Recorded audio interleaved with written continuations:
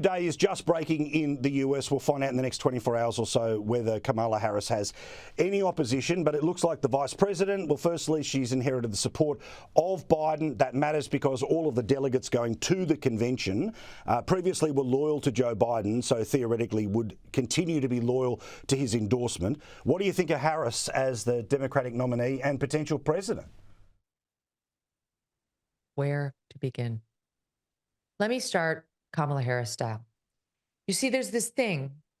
It's called the presidency, and it's even bigger and more important than the vice presidency. You see, and when the person running for the presidency decides not to run, the vice presidential candidate is most likely to step into those shoes. That person who talks like that is not going to be our next president. I know. We have gone almost 250 years without a female president. 250. Is that because we never had a strong female leader? We never had anybody strong enough, savvy enough, confident enough to inspire, the electorate to actually pull the lever for her? No. We have had such leaders. It's just the country is used to things a certain way. And it's going to take a very special female candidate to make them see it a different way. I don't like this reality, but I see this reality. And she is not it. I'm sorry to be ad hominem, but she's a fool. She's not a smart person. If you listen to her, as I have now for so many years, you glean that she is faking it. She thinks she's Oprah with her attempts at profundity that never land. We will be unburdened by what has been. It's her only line. She says it all the time. Her other line is about Venn diagrams, which is equally stupid. And her attempt to take complex topics and reduce them down into small digestible bits is the most offensive to me, because that happens to be what I do for a living, what you, Paul, do for a living. And it does actually take some skill and some research and some knowledge. You have to learn it forward and backward before you can explain it in a very easy to understand way to your audience. She doesn't get it. It doesn't require speaking to people like they're four, but that's her level of communication. So that person's not going to be the first female president. It's not going to happen. I would bet everything I have on it. The only way it's happening is the Democrat machine. And let's face it, some potential shenanigans at the voter box. Last time around, you don't have to believe that they switched votes like with Dominion or Smartmatic to believe that there was cheating. Just look what they did in Pennsylvania, where they changed the rules and you can do all this mail-in balloting for a month beforehand, which we had never had before. Who's receiving those votes? Who's accepting those votes? Those votes can be received even if they weren't postmarked by Election Day. That's one way we know they manipulated the last election, and they're really good at it. So that's her best shot, but the overwhelming odds are against her. Now, we've seen Kamala Harris run for the presidency before, but she was so bad that she had to drop out before even a single vote was cast.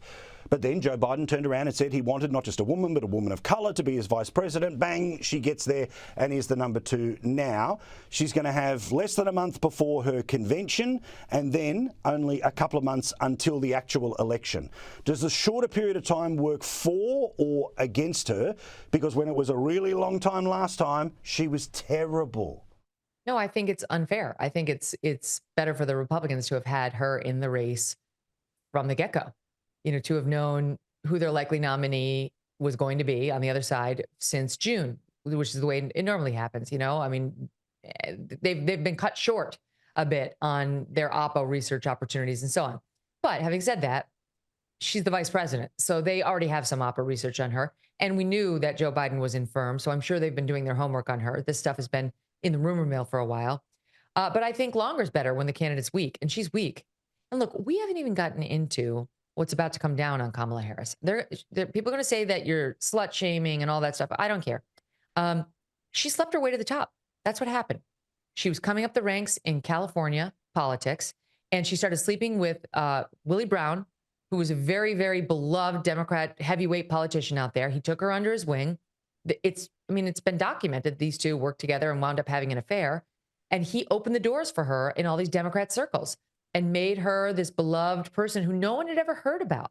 What had she done? What did she accomplish? Did she earn their respect or a foot in the door? No. She didn't. That's the unpleasant, ugly truth about her past. She is going to have to deal with that now. You think Trump's going to be too afraid to raise that, or his surrogates? Think again. Here's the other thing about her.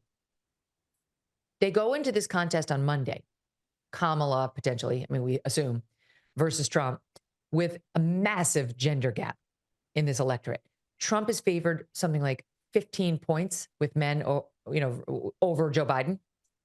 You think that number is going to go down with Kamala Harris as the opponent? You think more men who are getting ready to vote for Trump are going to see Kamala Harris enter the race and say, you know what, I'm for her? Zero chance. Not one of those men is going to move. And look over on the other side. The reason Joe Biden's losing is because he has a small advantage over Trump on the women, but it's only down to 2 or 3 points, according to the latest poll. It was much bigger back in 2020. And so are we going to have such huge numbers of women who either were sitting this one out or who were toying with the Trump Vance ticket say, I'm inspired by her. She's my...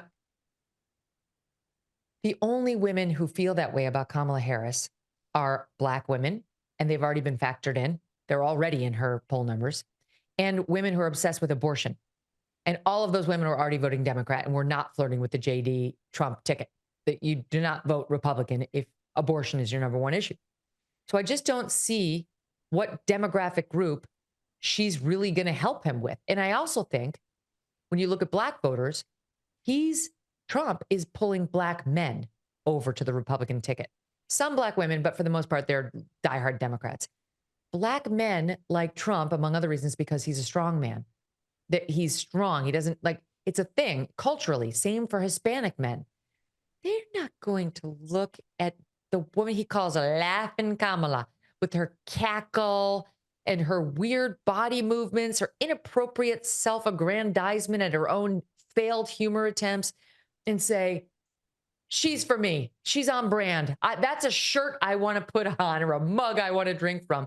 So I really think this is all about those down ballot races where you do have diehard Democrats who love abortion and love, yay, woman, hear me roar, in California and New York and other blue states. Pretty obvious that until this announcement was formally made, Trump was the runaway favourite and the chance was that he could go into places where he didn't even expect to win. But now that it has happened and there will be someone new, what do you think of his odds before the announcement and now after the announcement? I think they're the same. I really think they're the same. I guess I'll make them 2 points better on the Dem side today because she's younger than Trump is. She's 59. And the Republicans have done a very good job of drilling it into people's head that Joe Biden's too old. It's not really been their message. It's been he's infirm.